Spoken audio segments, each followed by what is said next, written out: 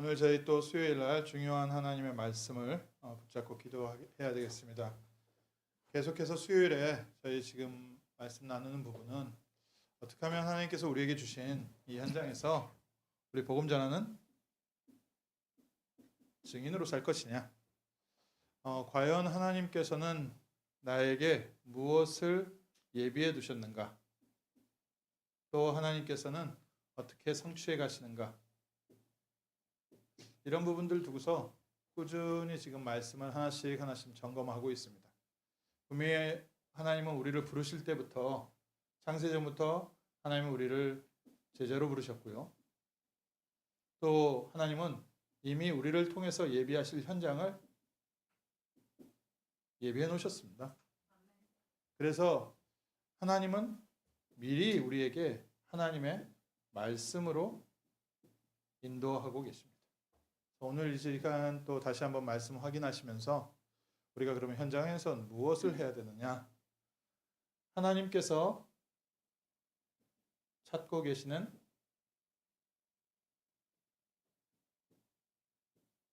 일꾼은 누군가? 오늘 말씀 제목입니다. 저희가 제일 중요한 게 뭡니까? 하나님은 어떤 일꾼을 찾고 계시는가? 이번에 멕시코에 가서 메시지를 하면서 멕시코에 주로 목사님들이 모여 계시기 때문에 또 교회 지도자들이시기 때문에 이게 전도 세미나를 하니까 쉽게 말하면 사명 있는 분들이 오셨죠. 또 그 지역에서도 교회에서 전도팀을 만들어서 지금 전도를 시작한 그런 교회 이제 지도자들이 오셨거든요. 그러니까 열정이 크시잖아요. 그래서 강조하면서 몇 번을 얘기해 줬습니다. 우리는 하나님을 위해서 일하기에는 부족합니다. 그런데 하나님이 쓰시기에는 충분합니다. 이게 종교와 복음의 굉장히 중요한 차이입니다. 우리가 무엇을 가지고 하나님을 위해서 일을 하냐가 아니라 정말 하나님이 나를 쓰실 수 있느냐. 하나님은 누구를 쓰십니까? 하나님이 쓸 수 있도록요. 하나님은 예비된 그릇을 찾고 계시는데 좋은 집에 가면 금그릇도 있고 은그릇도 있고 많은 그릇이 있고 천이 쓰이는 그릇, 귀히 쓰이는 그릇도 있는데 어떤 그릇이 쓰임 받겠느냐? 빈 그릇이 쓰임 받습니다. 이미 다른 것이 채워져 있으면 사용할 수가 없지요.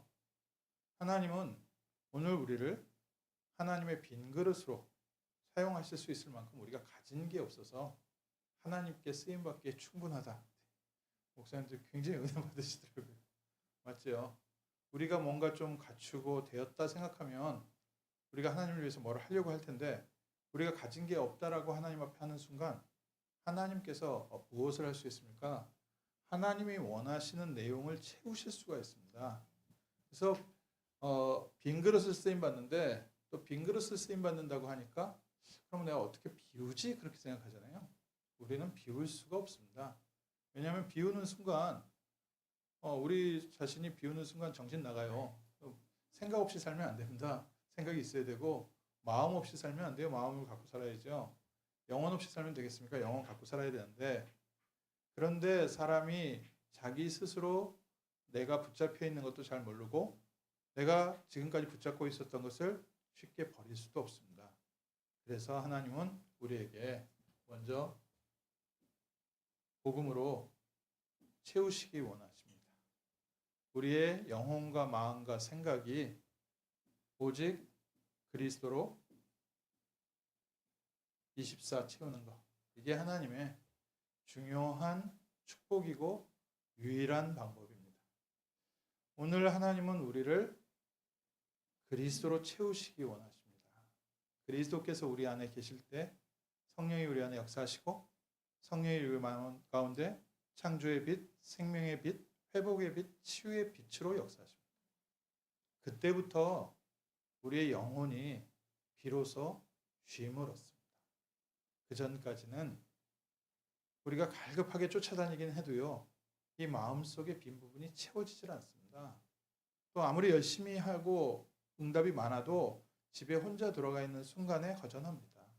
마치 연예인들 무대를 마치고 나서 집에 들어가서 찾아오는 그 우울증과 공허함을 이기지 못해서 알코올 중독이 되는 것처럼 모든 사람들이 실제 전도하는 사람도 마찬가지입니다. 복음 전하고 막 와가지고요. 갔다 와서 이게 빈 마음을 어떻게 하는지 모르는 거예요.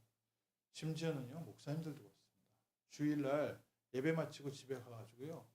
혼자 방황하는 겁니다. 이게 비어서. 그러니 이제 이거는 목회자들과 그 가정에서만 알죠.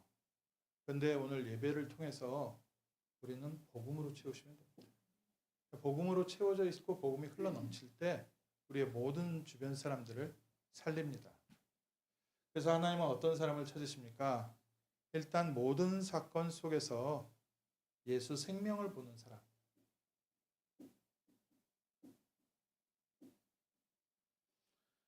하나님은 어떤 사람을 찾고 계시냐? 이거 다르게 해석하면 어떻게 될까요? 하나님은 우리를 어떻게 복음으로 채우기 원하시는가? 우리 렘넌트들 올해 어린 양을 먹이라 했는데 하나님은 무엇을 먹이시기 원하시는가? 또 우리 귀한 성도님들, 또 우리 중요한 리더들이 어떤 사람으로 하나님께서는 지금 훈련시켜 가고 계시나? 하나님의 커리큘럼입니다. 몇 가지 중요한 단어만 붙잡으시고요. 기도하십시오. 이해하는 순간부터 하나님께서 역사하시는 게 보이기 시작하거든요. 창세기 3장 15절에 여자의 후손이 뱀의 머리를 상하게 할 것이다. 하나님은 지금도 24시간 하고 계시는 일이 이 말씀을 성취하고 계십니다. 성경의 모든 내용입니다. 성경을 통해서 저희가 많은 것을 배울 수 있지만 딱 한마디로 하나님은 지금 무엇 하고 계시느냐? 하나님은 창세기 3장 15절의 언약을 성취하고 계십니다. 여자의 후손이 뱀의 머리를 상하게 할 것이다. 아담과 하와 이후에 멸망 가운데 있는 모든 사람을 사단의 손에서 건져내는 일을 지금도 하고 계십니다. 그걸 보고 뭐라고 얘기합니까? 그걸 구원이라고 얘기합니다. 하나님은 지금 우리를 구원하고 계십니다. 이것을 우리에게 피제사의 언약으로 줬는데 가인과 아벨이 둘 다 예배를 드렸는데 하나님은 아벨의 예배는 받으시고 가인의 예배는 받지 않으셨습니다. 왜 그랬습니까? 그 예물이 증거합니다. 가인은 자기가 키우던 곡식을 드렸고 양은 자기가 키우던 양을 드렸습니다. 그런데 하나님이 양을 드린 것은 좋아하시고 하나님은 곡식을 안 좋아하신다. 하나님은 밀러버고 베지테리안이 아니냐 이런 말이 아니라 하나님은 창세기 3장 15절 여자의 후손의 희생에 대한 그림자로 아벨을 주셨어요. 양 피제사. 이때 당시에는 고기를 안 먹었기 때문에 노아 홍수 이전이기 때문에요. 이때 양을 먹으려고 키우진 않았겠죠. 양을 이때는 아마 그 옷이나 양 가죽이나 아니면 젖을 먹기 위해서 뭐 이렇게 구했을 수도 있는데 길렀을 수도 있는데 어쨌든 아벨은 양을 드렸다. 오늘도 저희가 예배에서 무엇을 붙잡아야 되느냐? 많은 것도 있지만 그리스도를 놓치면 우리의 예배는 실패한 예배가 됩니다. 그리스도를 붙잡았다는 뜻과 그리스도를 놓쳤다는 뜻은 무엇입니까? 예수님께서 십자가에서 완전히 해결하셨다라는 사실을 오늘 다시 한번 믿고 그 이름으로 그리스도 앞에 나와 있는 하나님 앞에 나와 있는 이때 하나님께서 우리에게 무슨 일을 이루십니까? 노아는 홍수라는 재앙 가운데서 오히려 큰 축복을 받았습니다. 방주의 언약. 재앙은 누구에게나 다 옵니다. 동시에 옵니다. 구별하지 않습니다. 신자나 불신자나 재앙은 구별하지 않습니다. 근데 그 재앙 때문에 멸망당하느냐, 재앙이 축복의 발판이 되느냐는 복음 안에 있습니다. 하나님의 사람의 특징이죠. 하나님은 또 어떤 일을 일으키셨습니까? 바벨탑이라는 사건 속에서 아브라함을 부르셨습니다. 아브라함을 불러서 내 씨로 말미암아 대적의 문을 얻게 될 것이다. 근데 씨라는 단어를 쓰셨거든요. 이 씨라는 단어가 바로 창세기 3장 15절에 메시아에 대한 부분. 메시아의 언약을 모든 사건 속에서 하나님께서는요, 아브라함에게 심게 하시고 아브라함의 가문을 통해서 하나님은 실제로 메시아 보내셨습니다. 6월절에 애굽에서는 어떻게 빠져나왔죠? 하나님이 모세라는 사람을 한 사람 세웠는데 모세에게 무엇을 각인시키셨습니까? 모세에게 각인시킨 사건이 6월절에 어린 양의 피를 바르는 날 노예에서 빠져나왔다. 지금 현대인들 다 어디 노예되어 있습니까? 돈에 노예되어 있고, 휴대폰 노예되어 있고, 요즘 유튜브에 노예되어 있고, 어린아이들 여러 가지 미디어에 노예되어 있습니다. 어떻게 아이들을 이 노예에서 빠져나오게 하느냐? 또 흑암 문화, 또 세상의 성공, 또 사람들이 추구하는 여러 가지 일들, 행복한 일들이 있는 것 같은데 사실상 보면 상처받은 자기의 과거를 보상받기 위해서 몸부림치다가 노예되어 있는 모습입니다. 그러니까 대부분 그래요. 그러니까 성공하신 분들이 이렇게 나와서 이렇게 얘기하는 부분들 중에 보면 참 훌륭해서 배울 부분이 참 많이 있는데 안타까운 건 뭐냐? 왜 그렇게 됐냐? 어릴 적 과거의 상처가 치유가 안 된 거예요. 그러니까 돈으로 채우는데 채워지질 않는 겁니다. 그러니까 평생 김밥을 팔아서 수십억을 모았는데 그거를 대학교에 기부를 했어요. 참 대단하다 싶었는데 이유는 뭐냐면은 어릴 적 자기가 공부를 못한 게 한이 됐어. 그러니까 이분은 평생 과거의 상처에서 못 빠져나온 거죠. 그래서 대학생들을 봤을 때 자기의 아픔, 그러니까 그거를 보상받을 수 있는 일은 오히려 내가 대학은 못 나왔지만 내가 대학에 기부를 한다. 그러니까 참 아름답게 표현되어 있어서 하지 그 사람의 인생은요 그대로 노예되어 있습니다. 누가 해방시켜 주십니까? 어린 양의 6월절에 피를 바르는 날 겁니다. 참 이해하기 힘든 말이죠. 분명히 군대를 일으켜서 나와야 되는데 어린 양의 피를 바르라. 나는 과거에 상처가 돼 있고 과거에 묶여 있기 때문에 그래서 누군가 내 말에 위로를 좀 해주면 좋겠고 공감을 해주면 좋겠고 좀 나에게 도움을 줬으면 좋겠다. 이런 부분들 정서적으로나 육신적으로나 이런 부분에 도움을 구하는데 성경은 무엇을 말하고 있습니까? 창세기 3장 15절 여자의 후손이 모든 문제 해결하셨다. 처음에는 이 말이요 안 와닿는 겁니다. 왜 6월절에 어린 양의 피를 바르는 것과 노예에서 빠져나오는 게 무슨 상관이 있을까? 어떻게 6월절에 어린 양의 피를 발랐는데 하나님은 거기에 역사하셨는가? 이게 바로요 구원의 비밀입니다. 생명. 좀 이따가 더 설명을 드리겠습니다. 결국에는 하나님께서는 어떤 언약을 주셨습니까? 요한일서 3장 8절에 하나님의 아들이 나타나신 것은 마귀의 일을 멸하려 하심이라. 결국 아담과 하와 이후의 모든 사람이 죄와 사단과 흑암 권세에 잡혀있기 때문에 거기서 해방하기 위해서 마가복음 10장 45절에 인자가 온 것은 섬김을 받으러 온 것이 아니라 오히려 섬기려 하고 모든 사람을 위하여 대속물로 내어주시기 위해서 오셨다. 우리를 위하여 대신 피 흘려주시고 우리에게 생명 주시는 사건이다. 그래서 지금 저희에게 있는 나의 모든 사건은 하나님이 나에게 생명을 회복시키는 복된 사건인 줄 믿습니다.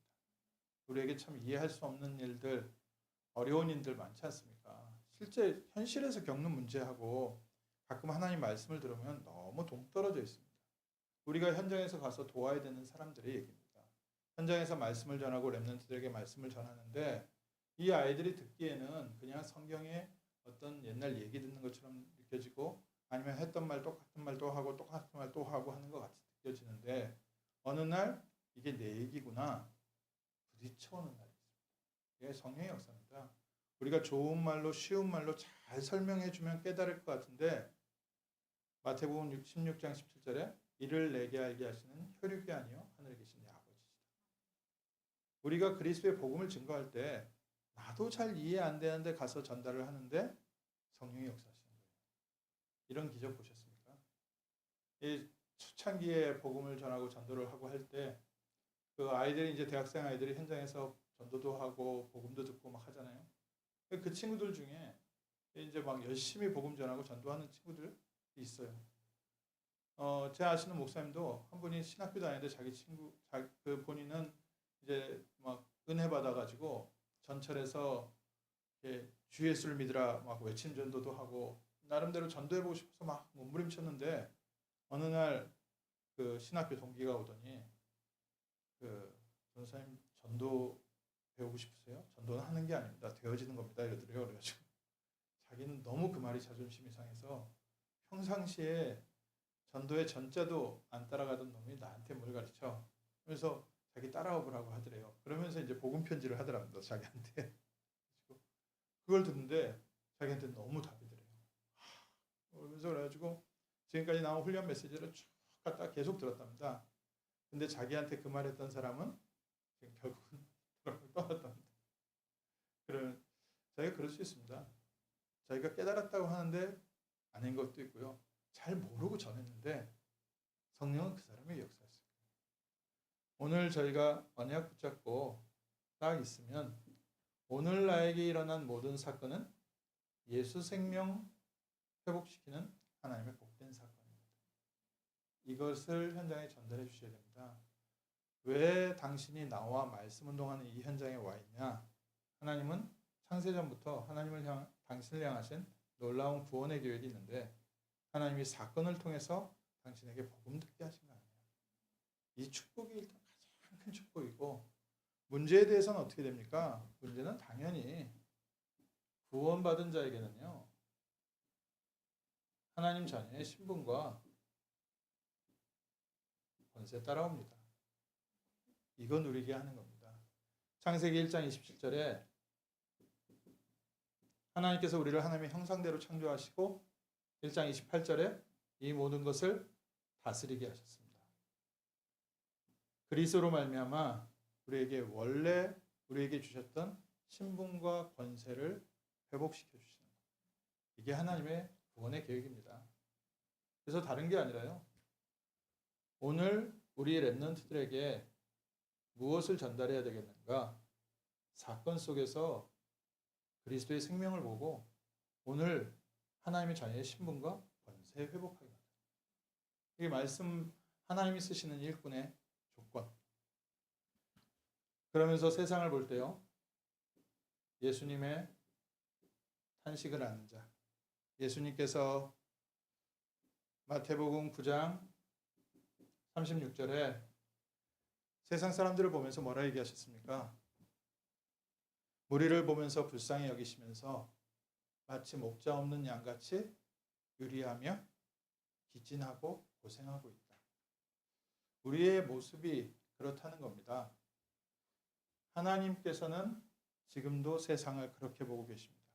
특별히 또 에스겔 33장 11절에 하나님은 악인들이 그 죄 가운데 죽는 것을 원치 아니하십니다. 악인들이 그 죄로 말미암아 악한 행실로 말미암아 저주받는 것을 하나님은 원치 아니하십니다. 그래서 그들을 긍휼하게 여기시고 회개하고 돌아오기를 원하십니다. 예수님의 탄식. 우리는 쉽게 사람들 판단하지 않습니까? 누구는 이렇다, 누구는 저렇다. 근데 하나님은 그들이 회개하고 돌아오도록 길을 여셨습니다. 그래서 저도 오늘 이 자리에 있습니다. 우리 많은 사람들, 하나님의 백성들이 하나님이 긍휼히 여기심을 통해서 오늘 하나님 앞에 나왔습니다. 그거 아니면요, 저 같은 경우에 정말로 어디 가서 설교 못합니다. 과거를 가끔 저도 실수로 말을 하긴 하는데 정말 하나님의 은혜 아니면 그 누구도 주님 앞에 나올 수 없다. 그래서 제가 좀 실수하는 사람들에 대해서 약간 좀 뭐랄까요, 다른 사람들보다 좀 관대하다고 이렇게 사람들이 얘기하는데 제가 관대한 게 아니라요. 제 꼬라지를 보면 다른 사람들을 뭐라 할 수가 없었어요. 저는 너무 이뻐요. 우리 랩런트들이 수련회에 와서 앉아 있는 게 저는 너무 이쁜 거예요. 수련회에 와서 무슨 짓을 해도 그래도 얘는 여기 와 있으니까. 지금 저 나이에 엉뚱한 곳에 가서 마약에 빠져 있는 애들도 있는데, 지금 저 나이에 큰 잘못을 저지르고 감옥에 가 있는 애들도 있는데, 저 아이들은 어쨌든 하나님의 말씀에 인도받아서 이 자리에 와서 말씀 듣고 있지 않냐. 여기 와서 사고 좀 친다고 해서 주변의 애들이 그것 때문에 영향받는다. 그러면 그 사역 그만둬야죠. 그 정도로 영권 없는 우리 수련회가 진행된다면 그러면 하나님이 원하는 거 아니죠. 그런 사고 치는 아이들이 돌아와서 증인되는 거 아닙니까? 하나님의 탄식. 하나님은 바벨탑 쌓는 사람들이 바벨탑 그만 쌓고 주님 앞에 돌아가기 원하시고요. 네피림 그 타락 문화에 있는 사람들이 그만 타락하고 주님 앞에 돌아와서 은혜 받기 원하십니다. 우리는 네가 그렇게 하다가 망하지, 네가 망해봐야 정신 차리지, 그런 얘기 많이 하거든요. 안 망하고 오기를 주님의 이름으로 축원합니다. 그게 하나님의 뜻인 거예요. 그래서 하나님은 망하기 전에 먼저 우리에게 가서 말씀 전하도록 은혜 주고 계신 겁니다. 망한 다음에라도 오면 감사한데 정말 안타까운 건 망했는데도 헛소리하고 있는 사람들도 있어요. 그런 사람을 보면 너무 안타깝다. 제 마음이 안타까운 거예요. 어쩌다 하나님께서 저에게는 은혜를 주셔서 저는 회개할 수 있는 기회를 얻었는데 저 사람들은 하나님의 은혜가 없어서 저렇게 강팍하게 완악하게 하나님의 말씀을 거부하는구나. 참 하나님 감사합니다. 아무 조건 없는데 저에게는 하나님 앞에 무릎 꿇을 수 있는 은혜 주셔서 감사합니다. 사람 의지하지 않고 무릎 꿇을 수 있는 거 배운 거 얼마나 감사한지 모릅니다. 사람들이 시간 지나가면 점점 알게 됩니다. 나아만 장군, 그 나아만 장군이 이스라엘에게는 원수입니다. 그런데 그 사람의 모습은 어때요? 빛나는 투구 속에 문둥병 걸린 자기의 모습을 감추고 있거든요. 그런데 그 나아만 장군 집에 끌려온 이스라엘의 여종, 그 원수 같은 주인을 섬기고 있는데 그 여종은 그 주인을 긍휼히 여겨서 우리 주인님이 이스라엘에 가서 선지자를 만나시면 나음을 얻을 수 있을 텐데 하나님께서 나아만 장군에게요 큰 은혜를 베푸셨습니다. 요단강에 가서 7번 모욕하고 올라오는데 하나님이 나아만 장군의 모든 살이 아기와 같이 되었다라고 쓰였어요. 하나님은 오늘 우리의 모습이 상처받고 찌들고 병들어 있는 우리의 영혼과 마음과 생각이 아기와 같은 새살 돋게 하시기를 원하십니다. 아주 강팍하고 아주 모든 부분에 거부하는 사람일수록 이유가 있습니다. 이번 주일에 저희 현장에서 복음 전할 때 저 참 오랜만에 그렇게 심하게 그 말씀 전하는 거, 복음 전하는 거, 교회를 거부하는 사람을 오랜만에 만났습니다. 참 오랜만에 만났는데 이 사람이 히스패닉인데 영어를 좀 조금 해요. 그러면서 뭐 천주교가 막 돈이다, 돈을 위해서 비즈니스 하는 거다 막 하면서 막 한참 욕을 하더라고요. 나는 기독교 목사인데 했더니 기독교도 똑같다는 거예요. 크리스천도 똑같고 뭐 이제 하면서 다 좋은데 나도 당신 말에 동감하는 부분이 많이 있지만 좋은 면도 있지 않냐? 당신은 좋은 면과 나쁜 면이 있으면 둘 다 얘기해야 되는데 나쁜 면이 전부라 얘기하냐? 말이 조금 멈칫하다가 또 계속 그 얘기를 하는 거예요. 그래서 근데 대화를 하는데 조금 책을 많이 안 읽으신 분인 것 같아. 더 이상 대화가 진행이 안 돼. 자기에게만 계속 얘기를 해. 근데도 그 얘기를 좀 그래도 많이 들어주고 끝까지 그래도 하나님이 살아계시면 당신이 하나님 만나야 되지 않겠냐. 자기는 하나님이 살아있다면 지금 저렇게 어렵고 힘든 사람들 도와줘야 된다. 그래서 나는 오히려 열심히 일해서 가난한 사람 도와준 사람들, 그 사람들 리스펙트한다. 뭐 이렇게 쫙 얘기하는 거예요. 뭐 어쨌든 그 사람이 그 얘기하는 건 그 사람의 의견이고 그 사람의 생각이잖아요. 뭐 틀렸다 맞았다 싸울 얘기가 아니잖아요. 내 의견이 맞다 틀리다가 아니라 안타까운 것은 이 사람이 정말 한 10분만 내 얘기를 듣는다면 큰 은혜를 받을 텐데 너무 안타깝다. 나는 굉장히 귀한 것을 지금 너에게 주고 싶은데 그거를 들을 기가 없구나. 그런데 아마 교회와 천주교에 대해서 큰 상처가 있나 보다. 그 생각이 드는 겁니다. 그러니까 안타까운 겁니다. 그냥 안타까워서 그 사람한테 이제 어떻게든지 조금의 빈틈을만 열고 이 사람 마음문이 조금만 열리면 하나님의 따뜻한 사랑을 말해주고 싶은데 이게 안타깝더라고요. 하나님은 세상을 보시고서 지금 그렇게 보고 계십니다. 세상과 기독교가 싸우려 들면 안 되죠. 우리는 세상과 싸우지 않습니다. 세상은 살려야 되는 것이고요. 사단과의 영적 싸움. 우리 자칫 잘못하면 그 정치와 다른 종교와 싸우는 그런 걸 하게 되거든요. 우리의 전쟁은 혈과 육에 대한 것이 아니라 정사와 권세와 이 어둠의 흑암의 그 배후의 역사는 사단과의 영적 전쟁입니다. 하나님이 보시고 예수님께서는 빌립 왕과 헤롯 성전을 보시고 예수님은 눈물을 흘리셨다고 했어요. 우리가 봤을 때 참 저 아름다운 성전이 인본주의로 가득 차버렸구나. 예수님께서 돌 위에 돌 하나 남지 않을 거다 얘기하시면서 안타까워하시면서 눈물을 흘리셨습니다.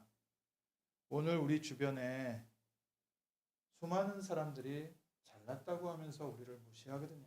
복음 가진 사람들 주변에서 참 함부로 하는 사람들이 있습니다.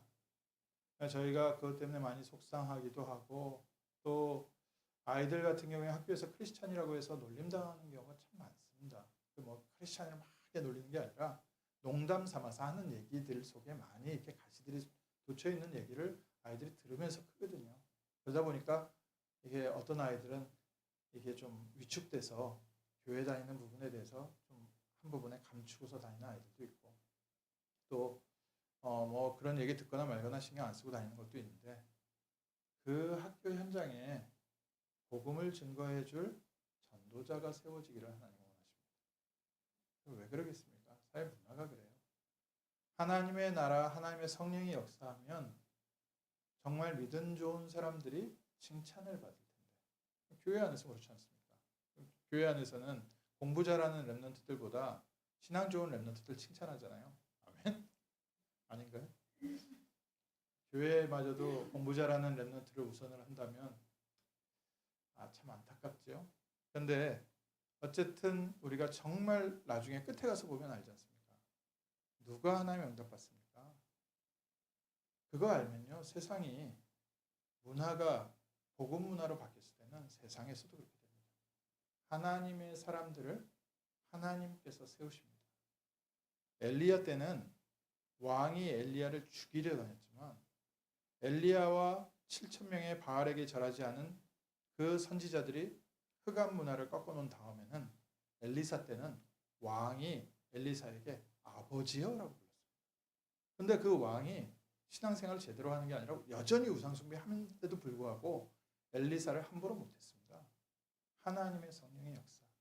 하나님은요.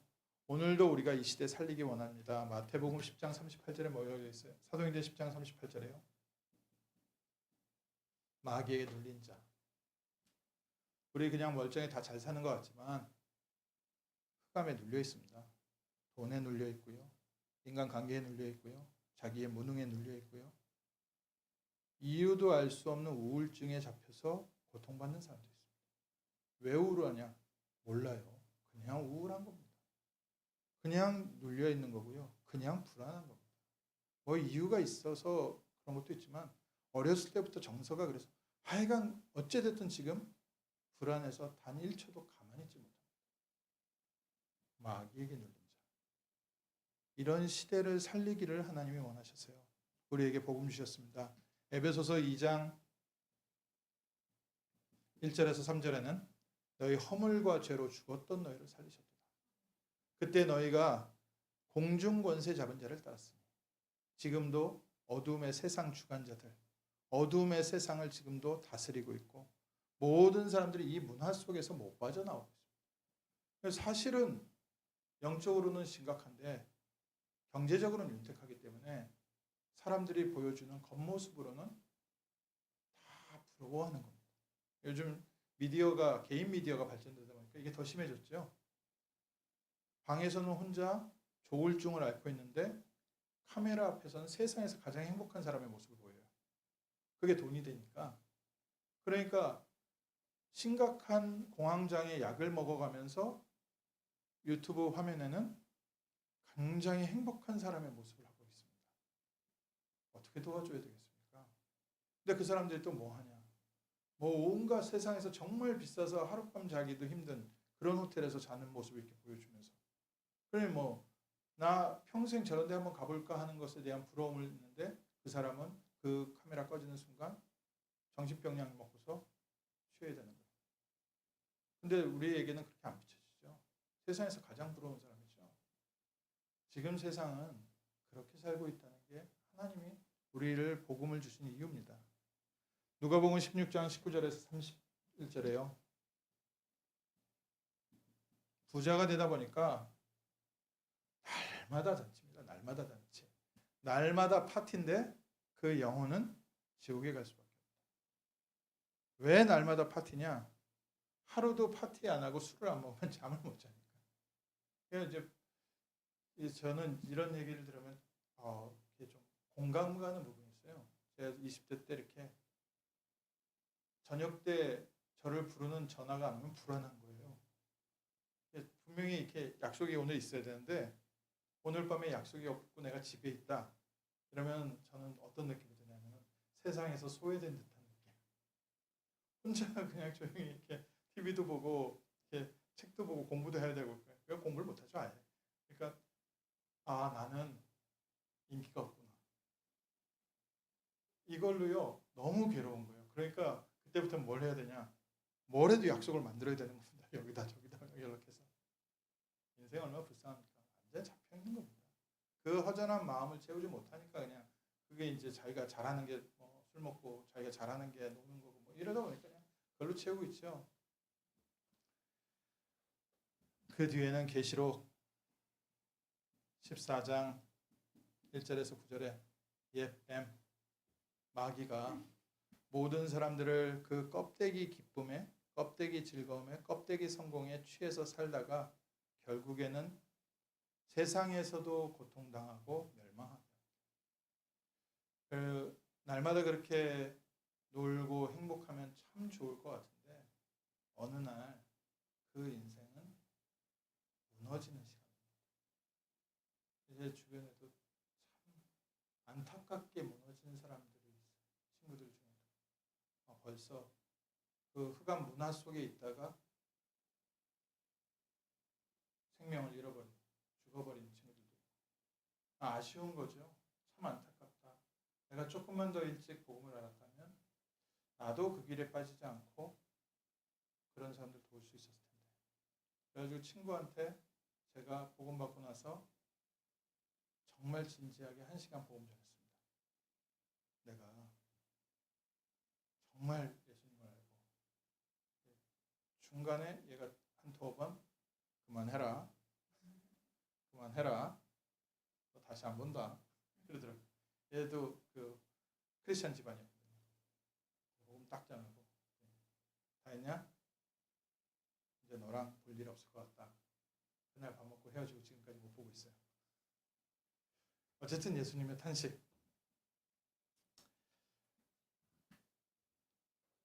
하나님께서 우리에게 구원의 정확한 내용과 방법을 알리셨습니다. 구원은 뭡니까? 하나님의 자녀의 신분과 권세를 회복하는 것. 다른 말로 표현하면 뭡니까? 임마누엘. 하나님의 성령이 나와 함께 하심.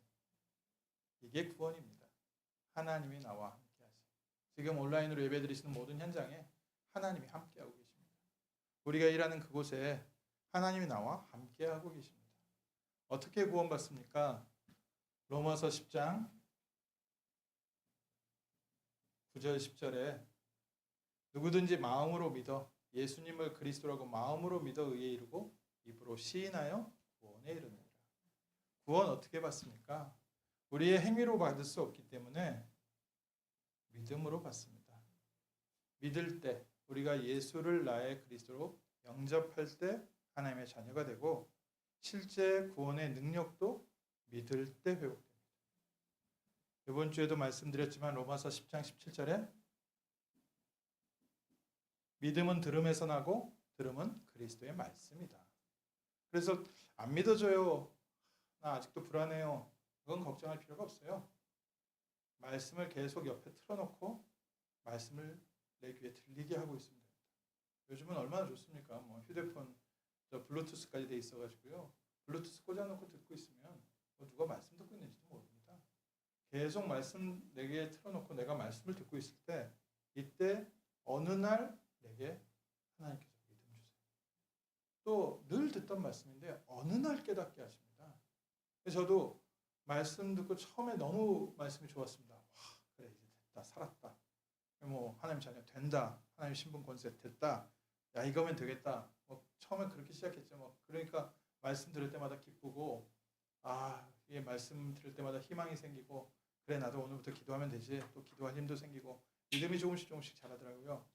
어느 날 딱 제 마음에 내가 지금까지 이해했던 말씀과 목사님의 설교 내용이 좀 다르네. 그게 어느 날 딱 부딪혀온 겁니다. 나는 지금까지 하나님 앞에 최선을 다하면 복 받는다. 이렇게 일단 믿고 있었는데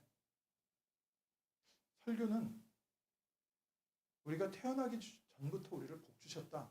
이렇게 하시더라고요. 이게 뭔 말이냐. 전에는 그냥 아멘 무조건 좋아서 아멘 했는데 그건 제 식의 이해였고 성경에는 무엇을 말하고 있습니까? 우리가 예수 그리스도를 믿기 이전부터 하나님께서는 우리를 아시고 부르시고 택하시고 구원의 축복 속에 인도하고 계십니다. 그걸 보고 복음이라고 합니다. 뭐라고 되어 있습니까? 야곱아 이스라엘아. 구원받기 전에 은혜 받기 전에 이름 야곱, 은혜 받고 나서 이름 이스라엘. 하나님은 우리를 야곱일 때도 아셨고 이스라엘일 때도 아십니다. 그리고 하나님의 시간표에 우리가 전도자를 만나서 복음을 듣고 믿음으로 구원받게 하십니다. 이게 구원의 내용이죠. 그래서 전도는 나가서 사람 보고 믿으라고 하는 게 전도가 아닙니다. 전도가 뭡니까? 하나님의 성령의 역사입니다. 그래서 하나님의 능력이고요. 전도 자체가 하나님의 축복이고요. 빛이 임할 때 흑암이 떠나는 영적 전쟁입니다.